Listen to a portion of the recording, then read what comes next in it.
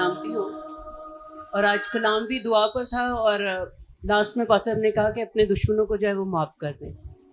और मैं आपको बताना चाहती हूँ कि पिछले 3-4 रोज़ पहले मेरी बेटी ने ऐसा ख्वाब देखा था कि उसके सर पर जो है वो एक बड़ी छिपकली है और मेरा बेटा दाहिद भी उसके साथ है और वो सीढ़ियों के पास खड़े हुए हैं दोनों बहन भाई। और उसने देखा कि सीढ़ी जहाँ पर ऊपर ख़त्म हो रही है वहाँ तो बहुत रोशनी है, लेकिन इनके सरों के ऊपर बड़ी बड़ी छिपकली हैं।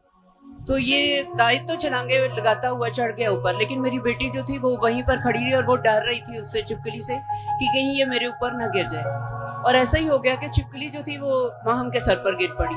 तो वो कहती कि मैं वहीं पर ही खड़ी हो गई कि ये शायद मेरे बदन को ना छुए या इस तरह। तो मैं वहीं पर खड़ी हो गई और मैं सुबह 3 बजे की उठी हुई हूँ। मैंने दुआ की और दुआ में मैंने इसको डांटा भी, लेकिन मैं बड़ी परेशान हूँ कि ये ऐसा क्यों ख्वाब मुझे आया। मैं उस वक्त दोपहर का खाना बना रही थी, तो मैंने दिल में सोचा कि मैं अभी खाना ख़त्म करके ना मैं अपनी बेटी के लिए रोज़ा रखती हूँ कि जो भी मुश्किल इब्लीस की तरफ से मेरी बेटी पर आने वाली है वो ख़त्म हो। और मैंने खाना बनाने के बाद जाकर मैंने दुआ शुरू की और मैं अपने दिल में ये सारे ज़बूर और गीत याद कर रही थी कि मैं कौन कौन से गीत जो है ना वो इब्लीस के खिलाफ गाऊंगी, जैसे तेरी निजात दे शौक दे वेज या खुदा दे पर्दे हेठा, मैं इस तरह याद कर रही थी। लेकिन एकदम से खुदा ने मुझसे कलाम किया कि तू शुक्रगुजारी के गीत गा, और मैंने शुक्रगुजारी के गीत गाने लग पड़ी। मैं बैठी हुई थी, खुदा ने मुझसे कलाम किया कि तू अपने घुटने टेक और फिर गीत गा। और उस वक्त मैं यही गीत गा रही थी, तोरी जय जय महाराज। तो ये गीत इतना उस वक्त मेरी रूह को छुआ कि मैंने इसी गीत को जो है कोई 4-5 दफ़ा गाया और इतना गाया और रोते रोते मैंने इसको गाया। और इसी दौरान में खुदा के रूह ने मुझसे कलाम किया कि अपने दुश्मनों को माफ़ कर, जिन्होंने तेरी बेटी के लिए किया उन्हें माफ़ कर दे। मैंने गीत छोड़कर मैंने दुआ करनी शुरू कर दी। मैंने कहा खुदावंद मैं तेरा शुक्र करती हूँ, तेरे कलाम में लिखा है कि तुम अपने दुश्मनों को माफ़ करो और उन्हें बरकत दो।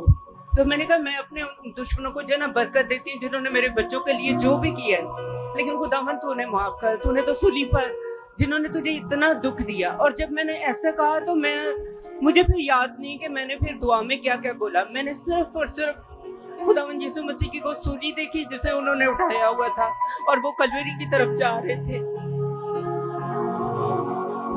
और उनके हाथों और पैरों में कील ठुकते मैंने देखे।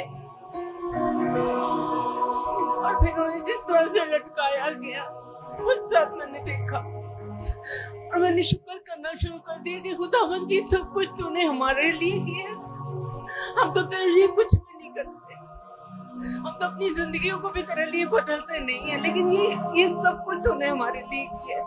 तो खुदा मैं उनको माफ करती हूँ, तूने मुझसे कहा मैं उन्हें माफ करती हूँ।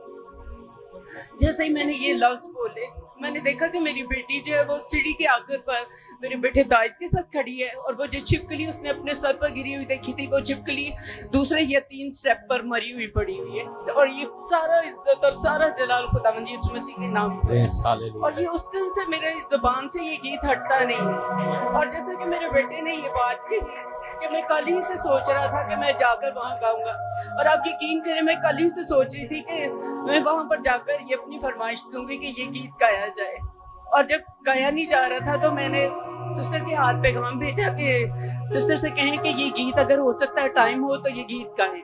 और मैं खुदावंद की शुक्रगुजार हूँ कि रूह जो मुझसे बात कर रहा था कल से वही रूह मेरे बेटे से भी बात कर रहा था। खुदावंद के नाम को सारा इज्जत और जलाल। हालेलुया।